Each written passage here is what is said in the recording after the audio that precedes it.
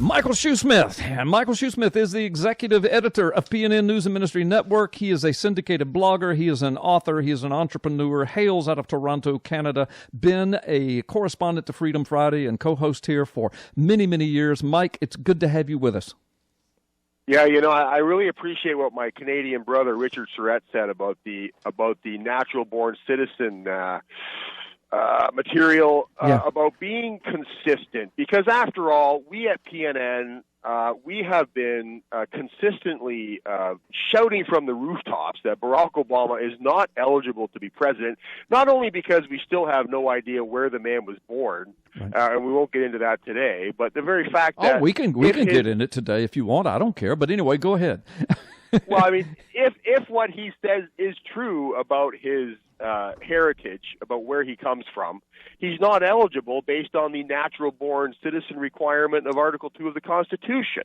So it's amazing to me on our Facebook page and YouTube and all of our properties, our internet, our websites, and so on, people want us to all of a sudden change our minds on that because an awesome guy like Ted Cruz is running for president. No, I'm sorry. We're not going to change our mind on this. And this comes down to integrity, right? Oh, yeah. Hypocrisy and integrity, absolutely.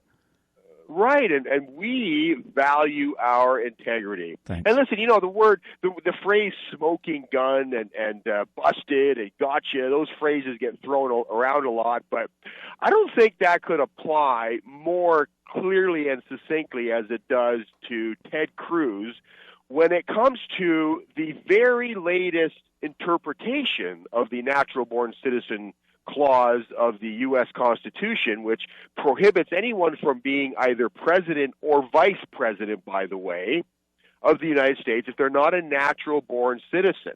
And I'm talking about Resolution 511, which was a resolution passed during the 2007-2008 sitting of the 110th Congress. Mm-hmm. And in there, they published this resolution. It's very brief. I'm not going to read it all to you, but twice in here, it pluralizes the parentage of any person who's considering running for president. Sure. Twice it does this. Sure. The first is the third paragraph says, whereas there is no evidence of the intention of the framers or any Congress to limit. See, now they're saying that it's Congress's job to vet these people. Yep. They're admitting that here. Yep, that's what the Constitution says. Go ahead. Right, to limit the constitutional rights. So they're saying Congress can limit the who gets to run for president, the constitutional rights of children. Now, listen to me now. Children born to Americans serving in the military, nor to prevent those children from serving as their country's president. So that's the first time this appears.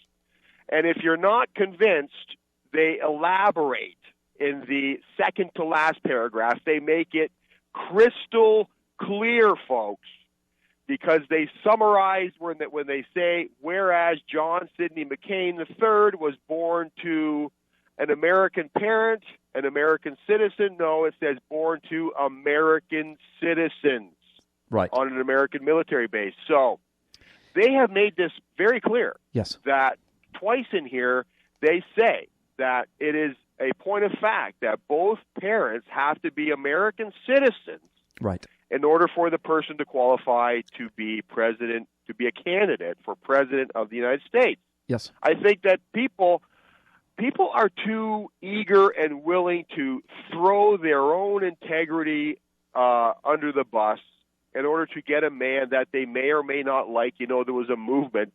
It didn't get very far, but there was a movement to even get Arnold Schwarzenegger on the ballot to be president. I mean, of all people, and that didn't get very much traction because he clearly wasn't born in the United States, nor are any of his parents American citizens. So, I mean, that didn't get much traction, but it's sort of, I hate to say too much bad about the guy because I kind of like him. He says all the right things.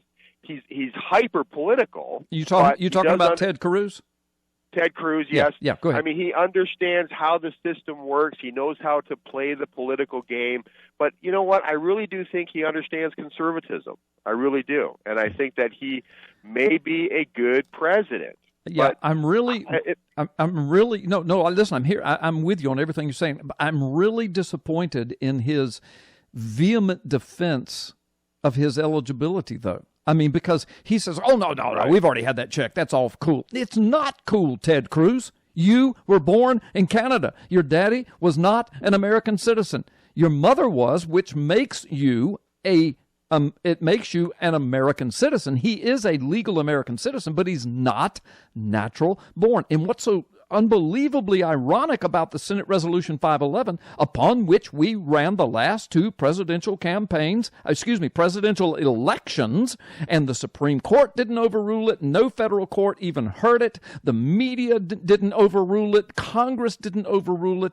Everybody basically said, yeah, John McCain's eligible. Senate Resolution 511 says so. Well, what does it say? He's eligible only because he was born on an American military base and both of his parents were citizens at the time of birth. Now, Marco Rubio, Ted Cruz, Bobby Jindal. Now, Bobby's out. But Rubio and Cruz. Rubio was born in Florida. Both of his parents were Cuban citizens when he was born. Cruz was born in Canada. One of his parents was a Cuban citizen at the time of his birth.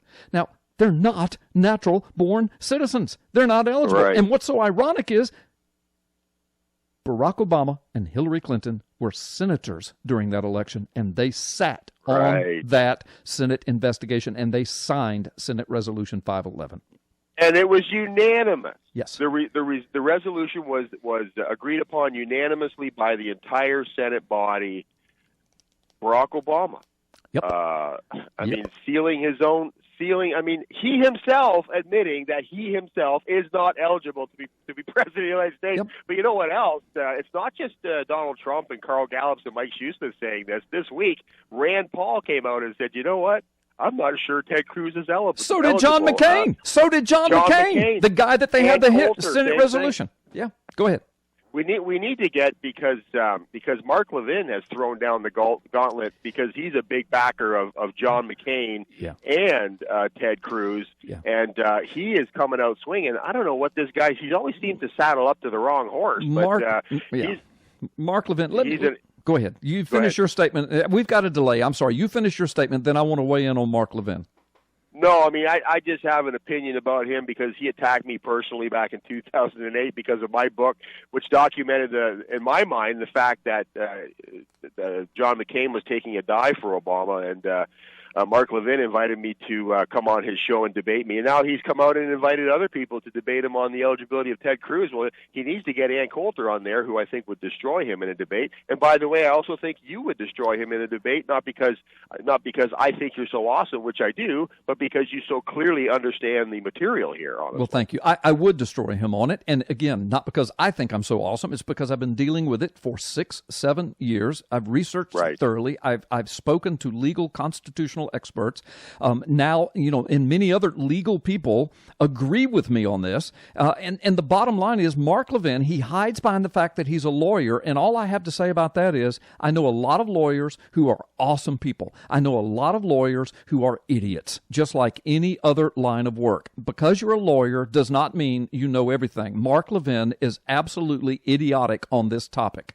And I mean, I can prove it in just a few minutes. But I don't think I would go on his show because he filibusters, he screams over you, he screams, he curses, he's vile sometimes, and so you really wouldn't have a debate. Well, and it's not just, and that's absolutely right, and I do know that about him and his people. By the way, his people are just as bad. The people that defend him on his websites and social media network, they are full of vitriol and anger toward anyone who dares to speak out against the almighty Mark Levin. But I mean, I don't know. It just seems to me like even Ted Cruz himself knows that this is a problem because he will not bring it up. I mean, I remember clearly he was being interviewed by Sean Hannity, and he was asked about immigration. He said, "Look, Sean, I'm Cuban American, whatever, raised in Texas. And then he goes on to say, "Buh," and he shuts himself down. Yeah. He was going to say, born in Canada. Yeah. He knows this is a problem. Sure he does. It's a problem. Sure he does. And now he's released his own mother's birth certificate. By the way, this just hit Breitbart. He's released his own mother's birth certificate, and now there's all kinds of problems with that. I know. The Cruzes, both of them were listed in the election rolls in Canada. You can't vote in Canada if you're not a Canadian citizen. I know, brother. I mean, this thing gets just getting deeper and deeper and deeper. I know, and we've got to put a stop to it.